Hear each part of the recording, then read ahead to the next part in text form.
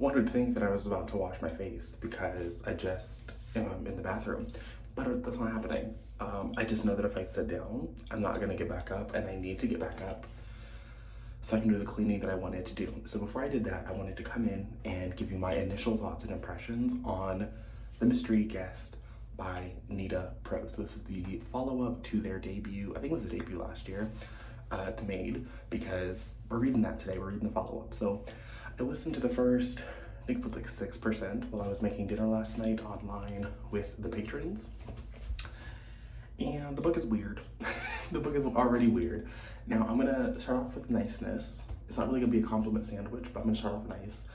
I do appreciate that there is a 5-year time jump because this book is still set at the same hotel, and I think it would be very strange for you to have back-to-back murders at the same location, and for me, the reader, to like believe people are checking in. So I do appreciate the time gap. Other than that, not so much. The first book, I was a little bit annoyed, feels like the wrong word, but like it did bother me that our main character Molly was maybe autistic, but like maybe she's not. It just didn't rub my spirit the right way. And in this follow-up, Molly is no longer alone. She has a protege, and her protege seems to be selectively mute, or maybe also autistic. I don't know, it feels very, what are we doing, Anita? What are we doing? So I don't like that. But the mystery this time around, we hit the wall running. So again, Nita, she ain't fucking around. But here, we have a celebrated author coming to the hotel to do like a book launch situation and to make a grand announcement. Only at the time of the announcement, he is dead. And that happens in like the first 2 chapters, maybe even the first chapter. So again, hitting the ground running. And this time, instead of Molly being the suspect, her protege is the suspect because she served the tea that this man drank right before he died. So Molly is going to be trying to trying to clear the name of her protege, and it's like bringing up memories because 5 years ago she was accused of murdering somebody, and that obviously didn't happen. So that's happening. We're also getting flashbacks of her time in school where she was again treated very poorly. And I feel like her nan is not really helping her. That's the other thing. It's like, I feel like I'm supposed to like root for her nan and be like, yeah, her nan is doing what she needed to do for Molly. And I'm like, I think that her nan definitely stifled Molly, and it's all mess. So I don't think I'm gonna wind up loving the series, and I think it's very strange that I think it's strange that the book got a sequel, but here we are, here I am. This was a Libro selection, so I didn't spend any money on it. So I feel a little bit less guilty, but my goal for today is to read 3 books. I can already see Aaron in the comment section, text messaging, all the kinds of things, because on the sprints last night that I did with the patrons, I claimed I was a slow reader. I was standing down for the slow readers, which is wild given all the slow reader slander I have participated in, but I am a slow reader today. And as a slow reader, I want to get through 3 books. My goal would be to read, I'm listening to The Maid, so I'm gonna speed that up and it'll be done by the time I'm done cleaning.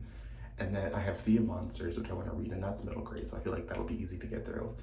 And then last night before bed, I started reading a 2024 arc that I have, and I'm not gonna talk about it until like I'm actually know that I'm gonna read that today, but I'm interested in finishing that as well. So it might only be 2 things. It might just be The Maid. I'm not entirely sure, but I'm gonna go and I will check back in some point later today. Hey, we are back in my room. I have finished The Mystery Guest. We are done, 100% at it. Didn't like this book. It's not bad. Here's the thing. I think that if you can get past the fact that like Molly is coded to be some like it really does feel to me like she's coded to be some kind of neurodivergent. She is very much a person who has a lot of tics and, special qualities about her that is never fully addressed. And in this book, it's extra weird because half of the book is also in flashback. So half the book is in the present dealing with this author that is dead at the hotel. And then the other half of the book is in flashback where we see Molly and this person who have died have a history together. And so preceding these 2 characters having a history together, we are seeing her being pulled out of school because she is going to be held back because she is socially stunted, let's say. I think that's like the polite way to put it that the book uses. And so her teachers are like, yeah, we just don't want to progress her because she's not really on the same level as the rest of her peers, even if her grades are like decent enough. So there's something happening here where she's pulled out of school or she's going to be held back. And then her grandmother's like, well, if you're just going to hold her back, I'm just going to pull her out of school. And so instead of like going to school for the rest of the school year, she like goes to this mansion and is like cleaning. It's just very weird. It's very strange. And then the book ends in a way where the police are talking to Molly, and it's the same detective from the first book, 5 years ago or whatever. And they're like, being a police officer is just the same as being a maid. We both clean up things. And it was kind of gross, actually. And I say that as a person who I thoroughly love a good cop show. Okay. I've rewatched The Closer more times than is like possible. And The Closer is like some of the worst cops on TV. Okay. Like, you want to talk about cops behaving badly. I'm pretty sure only The Shield is worse. I'm one of the people who loves a good propaganda moment. Okay. But there was something about the way that this book was ending. And I was just like, it's called the Molly the Maid series. I don't know if we need Molly the cop. Like, I really, I don't know if I need Molly the cop at all, to be honest with you. And so seeing how the two storylines interplayed and connected to one another was interesting, I suppose. Like, it was compelling enough. Like, it's decent. It's very easy to read and to consume and to get through. But at the end of the day, like, was it good? Was it good? And for me, the answer to that question is sort of no. I think I give the first book 1 star. I would give this book 2 stars just because I think and that's really just being fair to the book. I don't think this book was ever going to, rewrite Molly as a character. And so I was hoping that maybe we would delve into that and like maybe actually address some of the things that we weren't really addressing. And instead we just kind of gave her a selectively mute sidekick that was being bullied by the same bully from the first book. So that was kind of redundant. And I thought that maybe the other character, whose name is Lily, was going to like play a larger role in this. And then as the book pressed on, Lily didn't really have a whole lot to do. She was instrumental in the third act in the like catching the killer and getting a confession from the person who had ultimately committed the crime. But at the same time, they had nothing to do for most of the book. And it was another character that had like a bunch of quirks and was also not as like socially aware. So it just felt like now we have two characters that we're doing the same thing in a way, but one of them is technically more important because we are following Molly, but Lily is also, I think, having the same, like doing the same thing with Lily that you're doing with Molly that you were getting called out for. It's just very strange to me. This isn't a series that I feel the need to like continue on with. I think that it was obviously, building on the success of things like Only Murders in the Building. It's like that cozy-ish, but not technically a cozy mystery, but it gives you that cozy feeling.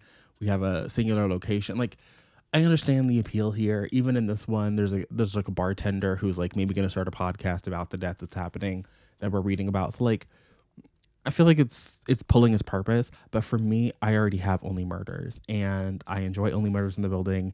It doesn't feel gross to me. And so I don't know if I need Molly the Maid in my life when it's not bringing particular joy. This was a fun tradition, I guess, just in terms of like last year I did it for Vlogmas, this year I did it again. If there is another Molly the Maid book and I have access to it for free, I would consider reading it next Vlogmas, but it's not a priority in my life, and I don't think it should be a priority in anybody else's life. If you like the first book, you'll probably like this one. I don't think it's a situation where you might like it less, because I do think that we get a little bit more of Molly's backstory, and like her nan gets to be in the story because we're learning about, Molly as a child. There's an epilogue where even more about her is revealed. And so I guess like in the third book, potentially, if we don't see Molly becoming a cop, we could kind of see her exploring this information that's revealed in the epilogue. So like there's places for this to go.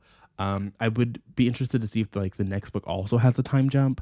If she is becoming a cop, maybe that wouldn't be as necessary, just because I think that we did the time jump for believability's sake in terms of like who's going to keep going to this hotel. People keep like dropping dead in it.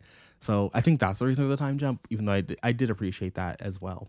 But for now, my goal is to read book 2 in the Percy Jackson series, The Sea of Monsters. I say read, this is really a reread. And this one is short. It's only 280 pages. And it's middle grade, so the font is nice and chunky. It won't be squinting. It is currently about to be noon 30. It might be a little bit after noon 30. It is. Oh, it's exactly noon 30. So this won't take me very long to read, but I don't plan to read again until about 1 o'clock because I'm gonna eat I cleaned like I wanted to. So I cleaned my kitchen, cleaned the living room, but slowly we're getting things clean. Slowly I'm working my way through things. So I'm starting to feel better, starting to feel prepared for the new year. So around 1 o'clock is my plan to read this. I don't anticipate this taking longer than like 2 45-minute sprints, but I'm going to go now so I can enjoy my food while it's still a little bit warm. And I will be back to talk with you when I have thoughts and opinions. I'm not going to update in the middle of this book. I'm not going to do that. I didn't do that with The Lightning Thief. I'm not going to do it here. This is a reread. I mean, this is another reread where it's like, I read this when I was a child. So it's low-key also a first read. Because it's been so long. But that'll be a thing. I was also supposed to get caught up on Goodreads reviews this week, and instead of getting caught up, I'm finding myself getting further behind. So I hate that for me, but I'm gonna rectify that as well. And I need to update my spreadsheet. There's a lot of like housekeeping things that I need to do this week, so I'm gonna make time for that. I'm going to. I promise myself I'm gonna do it. I'm gonna hold myself to that. But for now, I'll check in later this evening or this afternoon with thoughts on The Sea of Monsters. Hello. So it is about 3 hours later, 3.5 hours later. It's almost 4 o'clock for those doing math. And I have read all of this. It took me longer to eat and then find motivation to read. So about a third of the time that I've been gone, I've spent reading. So it took about an hour and a half. We did like a 25-minute sprint, and then they did an hour sprint, and I finished with like 13 minutes left of the hour sprint. So if you want to do the math, that's how long it took me to read this little ditty of a book here. Do I like this as much as the first book? I'm going to have to go with no. I think that the first book was like really fun. Maybe because I listened to it on audio that time around and I thought the narrator was doing a really good job. This time around, I read it physically with my eyeballs. And it was still fun. I did appreciate there aren't as many pit stops in this one. I'm going to set it down off to the side. So in The Sea of Monsters, we are following Percy. Again, obviously, it's called Percy Jackson and the Olympians. But Percy, we start the book with him once again at school. Once again, I was a little bit gooped and gagged by that because it's like, I really forgot that this man had to go to school. Which makes sense. Like, we're going to talk about some of the world. I feel like the world building in this doesn't fully make sense as you read this one. But maybe that's just me as an adult looking at it. As a child, I clearly didn't give two fucks. So in the first book, we learn that monsters are drawn to the scent of our demigod protagonist, right? Like they are drawn to the scent of the heroes. And so the older you get, the stronger your scent is. And also whoever your godly parent is in the pantheon is also going to determine that. So maybe Persephone's children, not that Persephone has any children, but like maybe her children would be like fine. Or like Ares' children, you might be a little less fine. But obviously if you're Poseidon's son, you're like the least fine because he's one of the big three, Zeus, Poseidon, and Hades. And Percy just is able to just live his life pretty regularly in the school year between The Lightning Thief and this book. So that feels like a little inconsistent. But whatever. And he's going to return to Camp Half-Blood, only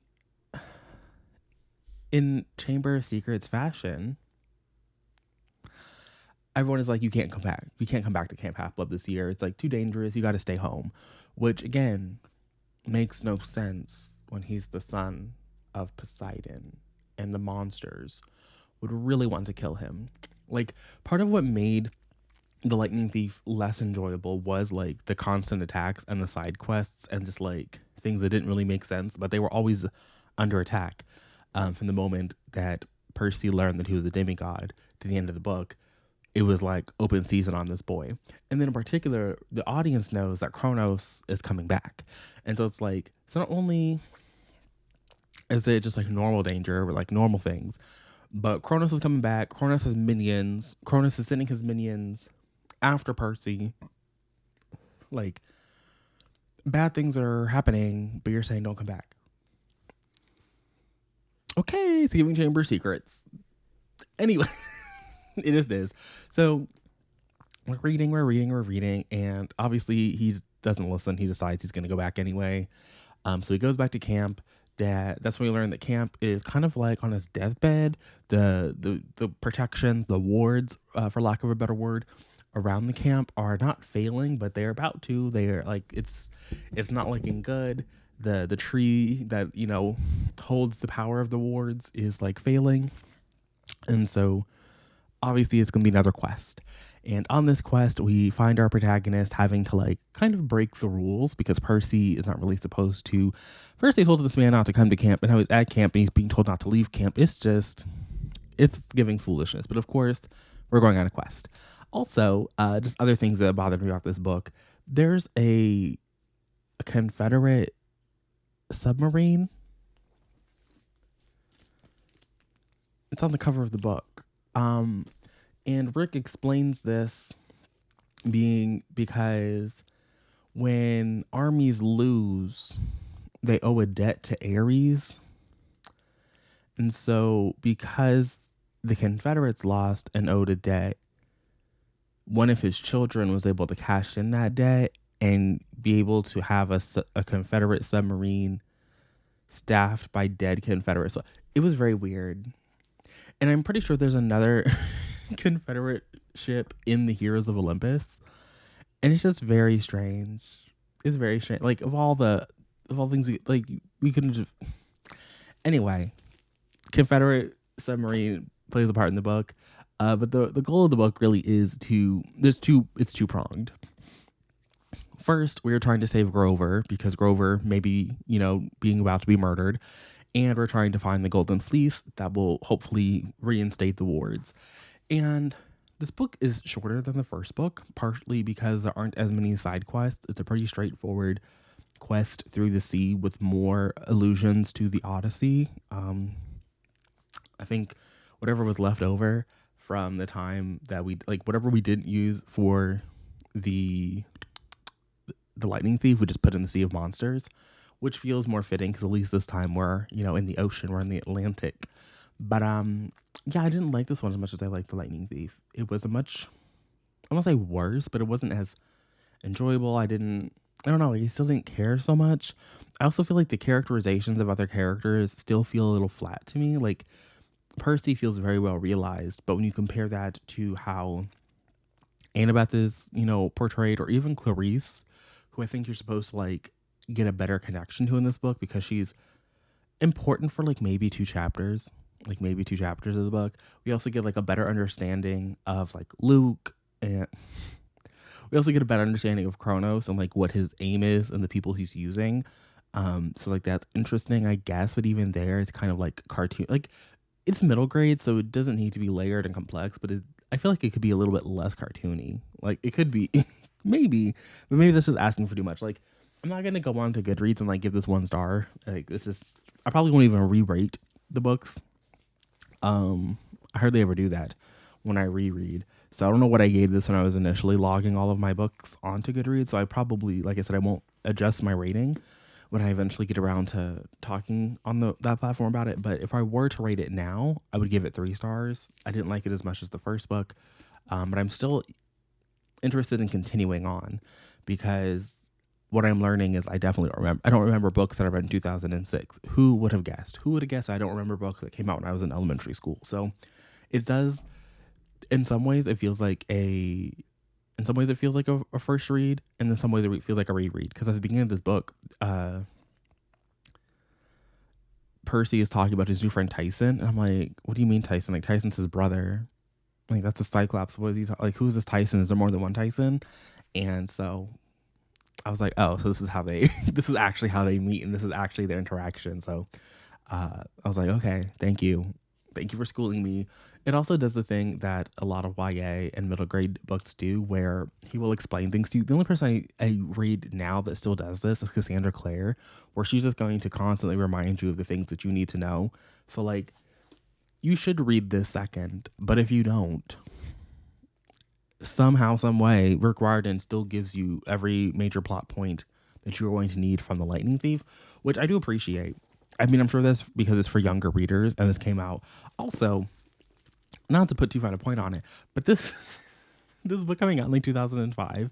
I don't know. I'm interested to see what they're gonna do with this TV show, because I mean, I watched the first movie, but that came out, and I think I was like a freshman. I think that's when the first one came out, or maybe it was Sea of Monsters.